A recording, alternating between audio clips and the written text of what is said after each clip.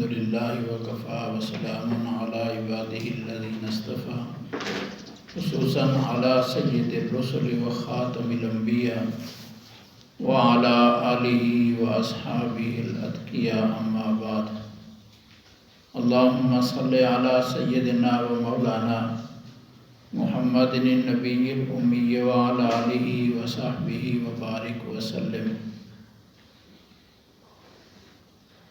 اللہ تعالیٰ کی کرم نوازی، مہربانی، توفیق سے چھٹیوں کے بعد ایک دفعہ پھر اللہ نے اپنے دین کی حصول کے لیے ہمیں مدرسے میں پہنچا دیے۔ سب کہیں الحمدللہ۔ یہ جو شعبہ ہے دین والا، یہ خالص اللہ تعالیٰ کی عطا کا شعبہ ہے۔ باقی سارے شعبے ایسے ہیں جو بندہ خود چنتا ہے، اس کے لیے اللہ تعالیٰ خود انتخاب فرماتا ہے۔ وَرَبُّكَ يَخْلُقُ مَا يَشَاءُ وَيَخْتَارُ۔ اللہ تعالیٰ پیدا کرتے ہیں پھر اس کے لیے چناؤ کرتے ہیں۔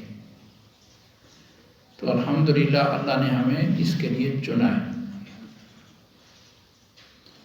یہ جو دین کا شعبہ ہے اس کے لیے یہ انتخاب تو ہو گیا ہے، اب اگلی فکر ہمارے ذمہ یہ ہے کہ اب ہم اللہ پاک کے اس انتخاب سے باہر نہ ہو جائیں، محروم نہ ہو جائیں، اس انتخاب کے اندر اور ترقی کرتے جائیں۔ دو چیزیں اس کے لیے بنیادی ہیں، طلب اور صبر۔ طلب اور صبر۔ طلب یہ ہے کہ یا اللہ جتنا میں قبول ہو گیا ہوں الحمدللہ، مزید قبول فرما لیں، مجھے مزید قبول فرما لیں، یہ طلب ہے۔ بوجھ نہیں اپنے اوپر کہ اللہ نے مجھے کس شعبے میں لگا دیا، بوجھ نہیں محسوس کرنا، اس کو اللہ پاک کا شکر کرنا ہے کہ الحمدللہ اللہ نے مجھے اچھے شعبے کے لیے انتخاب فرمایا ہے، یہ طلب ہے۔ اور اس کے لیے دعاؤں میں اللہ تعالیٰ سے مسلسل استقامت مانگنا، ترقی مانگنا، دعا مانگنا کہ یا اللہ مجھے ہمیشہ اپنے دین کے ساتھ وابستہ رکھ۔ اور دوسرا صبر۔ صبر یہ ہے کہ جو چیز طبیعت کے خلاف پیش آئے اس کو برداشت کریں، یہ سوچتے ہوئے کہ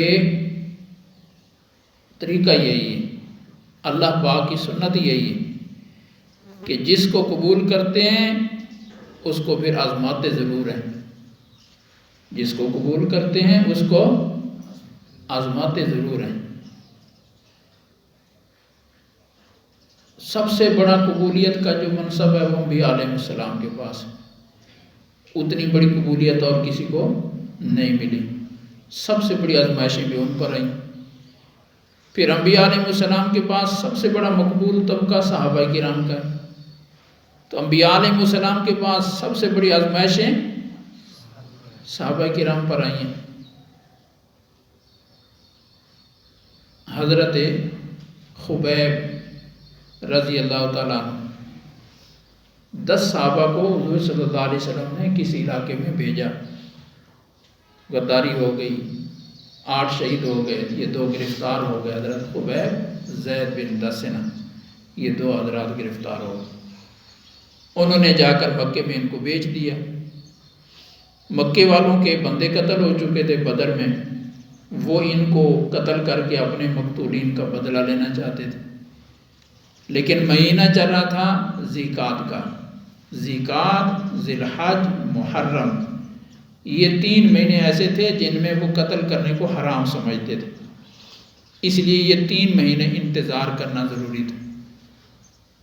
حضرت خبیب رضی اللہ تعالیٰ عنہ کو قید کر دیا زنجیروں میں ایک کمرے میں، ایک گھر میں، حضرت زید بن دسنہ کسی دوسرے گھر میں۔ حضرت خبیب جس گھر میں قید رہے ہیں وہ ایک خاتون اس گھر کی بیان کرتی ہیں بعد میں مسلمان، کہتے میں نے کئی دفعہ دیکھا خبیب زنجیروں میں باندھا ہوا ہے، کمرہ بند ہے، لیکن وہ کمرے میں بیٹھا انگور کھا رہا ہے۔ کہاں سے آگے انگور؟ مکے میں تو انگور ویسے نہیں ہوتے، پھر چلو اگر بازار میں ملتے بھی ہوں تو اس کو کسی نے لے آ کر دے دیے زنجیروں میں جکڑے ہوئے۔ بولو کس نے دیے ہیں؟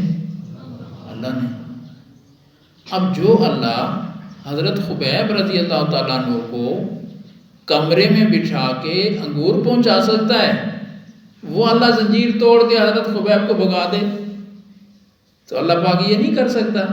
بولو کر سکتا ہے۔ یہ اللہ کی شان ہے کہ آزمائش سے گزاریں گے۔ یہ قدرت اللہ دکھا رہے ہیں کہ میں تمہیں بے موسمے انگور یہاں پہنچاؤں گا، لیکن ان کی زندگی بچا لیں، ان کو رہائی دے لیں، اللہ کے لیے کیا مشکل تھا، لیکن وہ نہیں دلوائی۔ پھر جب یہ 3 مہینے گزر گئے، پھر لے گئے ان کو باہر، حرم سے باہر، پھانسی لٹکائی۔ جب ان کو گلے میں رسا ڈالا، لٹکایا، اب یہ بندہ لٹکا ہوا ہے، نیچے پاؤں تو کہیں لگ نہیں رہے، لیکن یہ کوشش کرتے تھے کہ میرا سینہ بیت اللہ کی طرف ہو جائے، قبلے کی طرف ہو جائے۔ وہ کرنے نہیں دیتے تھے، وہ پھر پھیر دیتے تھے، پھر کوشش کرتے، پھر پھیر دیتے۔ 3-4 دفعہ ایسے کوشش کی تو انہوں نے پھر یہ آیت پڑھی، فَأَيْنَمَا تُوَلُّوا فَثَمَّ وَجْهُ اللَّهِ۔ چلو اگر نہیں کرنے دیتے، اللہ تو ہر جگہ موجود ہے، میں اللہ کے لیے جان دے رہا ہوں، اللہ ادھر بھی ہے، اللہ ادھر بھی ہے، میرا اللہ تو مجھے دیکھ رہا ہے۔ خیر انہوں نے نیزہ مارا، شہید ہو گئے، روح پرواز کر گئی۔ اب روح پرواز کر گئی، بندہ فوت ہو گیا، اب تو نہیں اس کو نگرانی کریں گے۔ اس کے بعد خود بخود لاش کا رخ مڑا اور بیت اللہ کی طرف خود ہی ہوگی۔ یہ بولو کس نے موڑ دیا ہے؟ تو جو اللہ لاش کا رخ سینہ یوں قبلے کی طرف موڑ سکتا ہے، وہ اللہ بچا نہیں سکتا تھا؟ اب وہ لاش کو اتارنے نہیں دیتے، پہرا بٹھا دیا کہ خبردار اس لاش کو اتارے کوئی نہ۔ ہفتہ گزر گیا، 10 دن گزر گئے، 15 دن گزر گئے، 20 دن گزر گئے، لاش لٹکی ہوئی اور کوئی بدبو نہیں ہے اس میں، کوئی خرابی نہیں ہے۔ اچھا جب یہ سولی چڑھانے لگے نا ان کو، حضرت خبیب کو، انہوں نے آخری خواہش ظاہر کی کہ مجھے 2 نفل پڑھ لینے دیں، جی پڑھ لو۔ وہ نفل پڑھے، پھر دعا مانگی، یا اللہ میں یہاں ہوں، حضور صلی اللہ علیہ وسلم مدینے میں، تو میرا حضور صلی اللہ علیہ وسلم تک یا اللہ تو میرا سلام پہنچا دے۔ ادھر حضور صلی اللہ علیہ وسلم اس وقت صحابہ کے پاس بیٹھے ہوئے تھے مجلس میں، تو اچانک حضور صلی اللہ علیہ وسلم کی زبان سے نکلا، وعلیکم السلام یا خبیب، وعلیکم السلام یا خبیب۔ صحابہ نے پوچھا، رسول اللہ یہ کس کو سلام کیا آپ نے؟ سلام تو ہوا نہیں۔ فرمایا اللہ پاک نے خبیب کا سلام مجھ تک پہنچایا ہے، میں نے اس کا جواب دیا۔ اب بولو، جو رب اتنے 100 میل تک حضرت خبیب کا سلام پہنچا سکتا ہے، وہ حضرت خبیب کو رہائی نہیں دلوا سکتا تھا؟ حضور صلی اللہ علیہ وسلم نے صحابہ سے فرمایا بھی کون ہے جو خبیب کی لاش اتار کے لے آئے؟ حضرت زبیر اور حضرت مقداد رضی اللہ عنہ دونوں تیار ہو گئے، جی ہم جاتے ہیں، ٹھیک ہے جاؤ۔ یہ گئے چھپتے چھپاتے، رات کے ٹائم لاش اتاری، حالانکہ رات بھی پہرے بٹھاتے تھے، دیکھا ذرا پہرے دار غافل ہیں، لاش اتاری، گھوڑے پر لادی، چل پڑے مکے کی طرف۔ پہرے داروں کی توجہ گئی، دیکھا تو لاش غائب ہے۔ اعلان ہو گیا مکے میں کہ لاش اتار کے لے گئے، ظاہر مسلمان ہی لے گئے ہوں گے، پیچھا کرو۔ انہوں نے رات کو ہی گھوڑے اونٹ دوڑا دیے، پیچھے لگا دی۔ اب ان کے پاس لاش ہے، وہ زیادہ تیز دوڑ بھی نہیں سکتے۔ جب دیکھا کہ قریب آ گئے تو انہوں نے کیا کیا، لاش اتاری اور نیچے زمین پر رکھ دی کہ ہم آپس میں لڑائی ہو تو لاش کی بھی رکتی نہ ہو۔ 40 دن گزر چکے تھے پھانسی ہوئے کو، کتنے دن؟ بالکل تر و تازہ لاش، جیسے ابھی ابھی تیار ہونے کے لیے ہوگی، کوئی تبدیلی نہیں ہوئی لاش میں۔ جو ہی زمین کے اوپر لاش رکھی، زمین پھٹی اور لاش خود ہی زمین میں چلے گئی، زمین مل گئی۔ قبر بن گئی۔ کس نے کیا یہ؟ اللہ نے۔ اب جو اللہ حضرت خبیب کو عبور دے رہا ہے، حضرت خبیب کے سلام پہنچا رہا ہے، حضرت خبیب کو یوں اللہ زمین پھاڑ کے دفن کر رہا ہے، اس اللہ کے لیے مشکل تھا کہ حضرت خبیب کو پھانسی سے بچا لیتا؟ پتہ کیا چلا کہ اللہ پاک آزماتے ضرور ہیں۔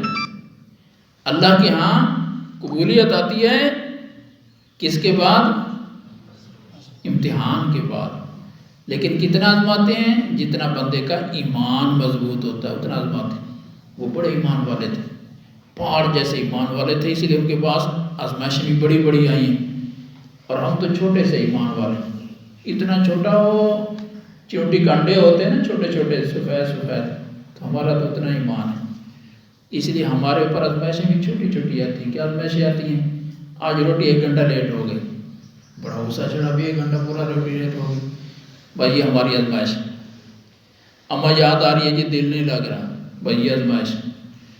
جی مجھے موبائل نہیں دیا اما نے یا استادوں نے، موبائل میرا لے لیا جی، بڑی آزمائش آ گئی، یہ بیچارہ مر جائے گا، اسے موبائل لے لیا۔ یہ چھوٹی چھوٹی آزمائشیں ہماری، چھوٹی چھوٹی آزمائشیں، لیکن جتنا ہمارا ایمان ہے اس کے مطابق یہ بھی بہت بڑی ہے، یہ بھی بہت بڑی ہے۔ اب کئی بچے انہی چھوٹی چھوٹی آزمائشوں سے پریشان ہو کر مدرسہ بدل لیتے ہیں، کئی مدرسہ نہیں صرف پڑھائی چھوڑ دیتے ہیں، لائن ہی بدل لیتے ہیں۔ کیا جی وہاں یہ تنگی ہے، وہاں وہ تنگی ہے، یہاں یہ مشکل ہے، وہاں وہ مشکل ہے۔